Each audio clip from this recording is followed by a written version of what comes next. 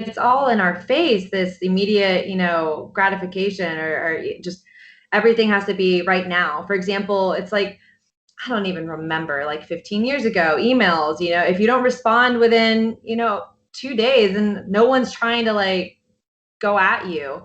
If you don't respond now within the first like 3 hours, it's like, are you okay? Is something wrong? What's going on? It's like, oh my God, just hold on a second, right? Texting is the same thing. It's all of these automatic things. And so people think that your body is the same way. Our bodies are not meant to run at that same pace as technology. We are physical beings. We're not technological AIs. So it's not something that we can just press a button and our body is going to respond. When I was running from the thing I needed to deal with during my sabbatical, one of my bad habits, Stephanie, was I was the guy known for answering your email in less than an hour after you sent it. In fact, I had one of my friends in the low carb space. He reached out to me because he's like, are you okay? You didn't respond in an hour. I'm like, have I so trained you to think I'm going to always respond in an hour? And the answer is, yeah, I sure did. Yeah, and it's really important too. I think another matter of self-love is setting boundaries. Like if Yes. if you really want to have that space for yourself, set the boundary of, I am not answering emails after 7 p.m. That's it. Yeah. And if you lose a little bit of business of it, then cool. You're letting go of the clients that aren't serving you, that aren't respecting your boundaries, and you're going to regain clients that are going to respect your boundaries. That are going Yes. to be like, you know what, that's totally okay. And what's funny is that most people are so fearful of setting the boundary, but they don't understand that a lot of the times it's completely, they completely get it. Yeah. They understand where you're coming from. They're, either they have a family of their own or something that's going on for them, and they understand. They're understanding. Oh, I was so concerned when I went away for 6 months. Nobody's going to pay attention when I come back. Of course, little did I know when I came back March of 2020, 2 weeks later, we'd be in a global pandemic, but that was good timing, not. By the way, Ben Greenfield, when I interviewed him one time, he said, yeah, man, I only check email once a week on Tuesdays. I was like, huh, what? Like, that was so mind blowing to me. But now I'm like, yeah, I get that. That's cool. Yeah, and it helps you as well just manage your time and not feel overwhelmed and feel so stressed out because you're not getting the really important things done. You're Yeah. just responding to emails, so you're in that reactive state rather than proactive. And so maybe you're finding yourself not able to, get new business or get new clients because you're constantly reacting. You're not focusing on your genius. And I think a lot of angst people have, it tends to come down to time management, time priority. Like we say we don't have time, but then I know you as a coach, you kind of dig into that and you see where people waste time. Social media is a big one, but just of just things that are frivolous. I mean, and I've been down the rabbit hole of looking at a YouTube video and 3 hours later still watching videos. We've all done that, but it's a big time suck. And so redeeming your time and then reallocating it to the things that matter, that's a big part of realigning yourself. Exactly. Yeah. TikTok is another one that I really try to stay away from. That you can get, 3 hours later, talk about that. Yeah, and that's one of those that I got rid of during my social media detox. And I still look at it from time to time, but nowhere near as I was doing during the pandemic. Yeah, I love the ones that go viral that people repost on Instagram, and that's about the only ones I see because yeah. I mean, it's only like 15 seconds, but still you can watch hundreds of 15 seconds and you've lost half your day. Well, yeah, and it's incredible, and it's just really trying to catch yourself, right? And almost like even making it harder for yourself. For example, if you have Instagram or social media right on your home screen as like the first thing that pops up, well, then put it in a folder, make it harder for you to actually access it. Right. And then, focus on other things and distract yourself in that way. Or set a timer if you do get on there, and then when that timer dings, you got to get off. I mean, there's little tricks you can do, I suppose, to hack it. Yeah, and find things that are more important. You're going and things that are very important to you, right? Because then that's when you're going to break that cycle, you're not going to break that cycle to, go wash dishes or something like that. I mean, that's just human nature. You're going to remain on Instagram. It's more quote unquote fun, but find something that you really need to work on, that you want to work on. And procrastination is a huge thing too. And there was a good coach of mine that she mentioned something that was really interesting about how you can kind of help break that procrastination tendency. So a lot of the times, if, for example, the gym, right? A lot of us don't want to go to the gym. I kind of find myself in that camp many a times because it's early in the morning when I go to the gym. And sometimes I might feel tired. And so I just say, I don't want to go to the gym. I don't want to go to the gym. And you really lean into that. Let all of that negative energy out and just keep saying it. I don't want to go to the gym. I don't want to go to the gym, and really just let it out. And then after you kind of get all of that out of your system, and you can say it 10, 15, 20, 30 times, however many times that you need to do that to get it out of your system, you take that time. And then after that, you say, I have to go to the gym. I have to go to the gym. I have to go to the gym. And you kind of put a little bit of that urgency in there. I have to go to the gym. And then once you get that out of your system, you say, I get to go to the gym. I get to go to the gym. And you get excited about it. And you really lean into that energy of feeling excited. And then once you kind of get feeling that energy of feeling excited, take action immediately and go. Because then you're really riding off of that wave of excitement of, you get to go to the gym. Not everyone gets to go to the gym. It's like the train, I think I can, I think I can, I think I can. And then by the end, it's, I know I can, I know I can, I know I can. It's, yeah, the power of our own words. I don't think people wield it nearly enough. I think we can talk ourselves in or out of literally anything.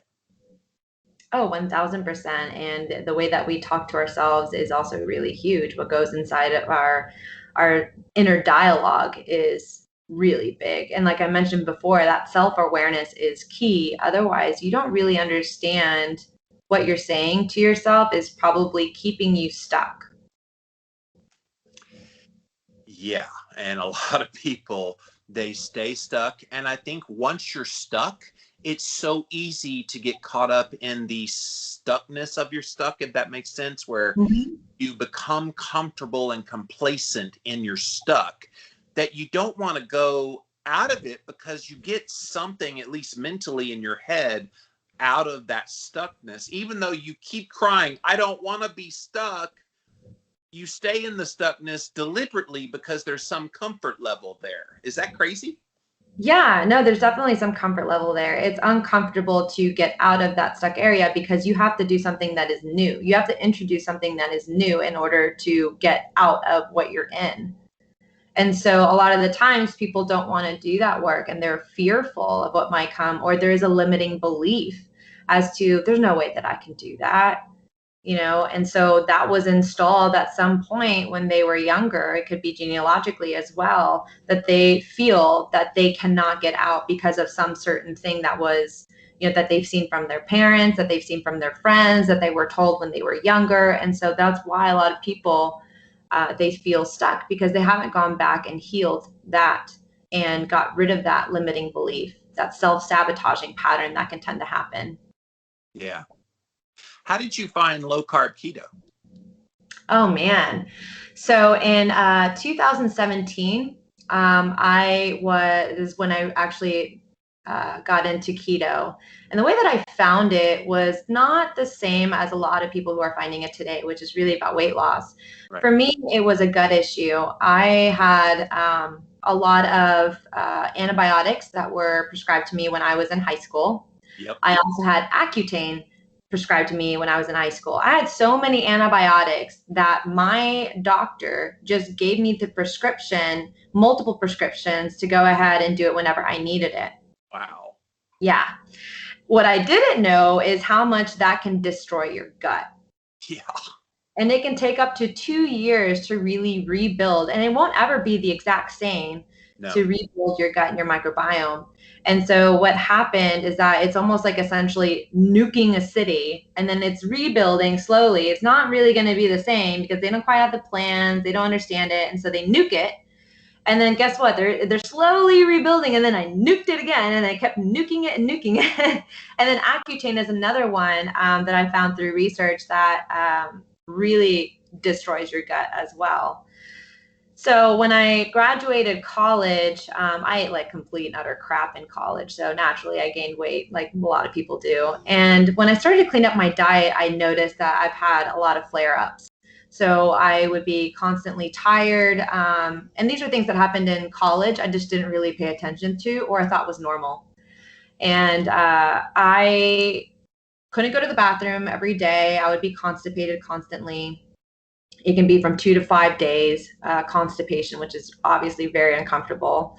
And anything that I would eat, I would bloat up like a balloon. So even though I was losing weight and hitting the gym and getting into weight training and looking great, I didn't look it. I would still have to wear these baggy shirts to hide my, extended belly from eating a salad.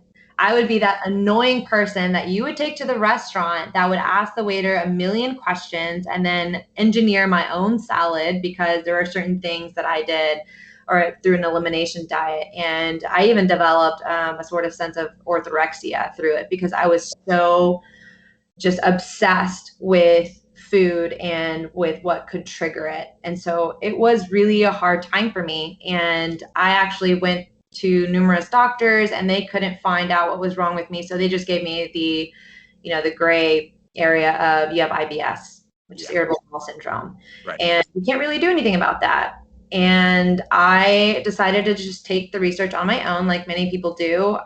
And I found Allie Miller. I'm sure you know her.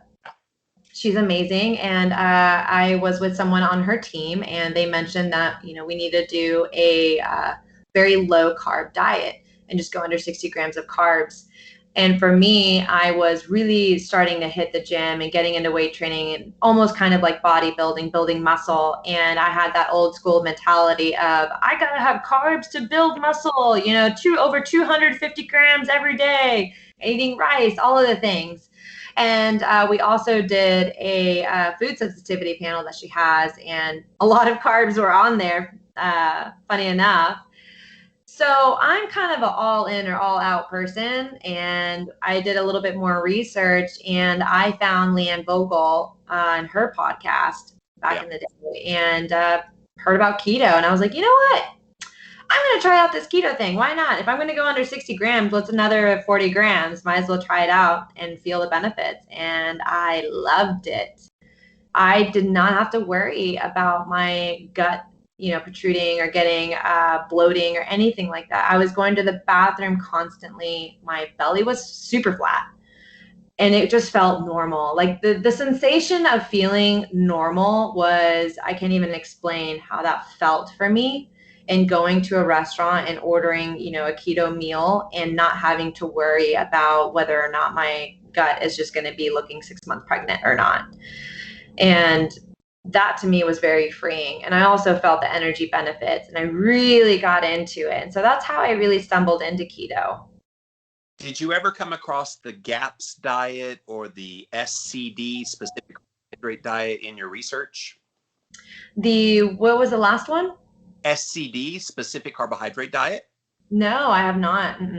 It's for people that have gut dysbiosis and have taken a lot of rounds of antibiotics and a lot of people that deal with IBS. It's something to look into. I know you're doing some carb cycling here and there now, right, within your parameters of what you're doing. So it could be something that would be helpful. I think it's cycling in carbs, but the right kinds of ones that don't exacerbate the gut health issues. And then you know what the GAPS diet is, right?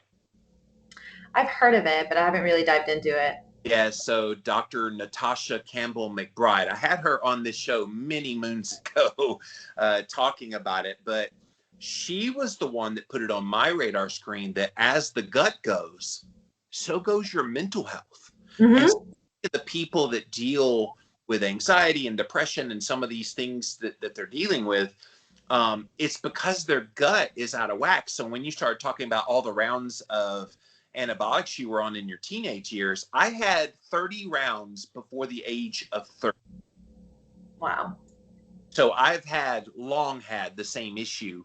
I think it's still some of the reasons why the insulin resistance is persistent, even though I eat next to no carbs, and I'll cycle up carbs and still nothing happens. I mean, it's one of those things that I could let it frustrate me, or I Right. just acknowledge, you know what, I had some really bad choices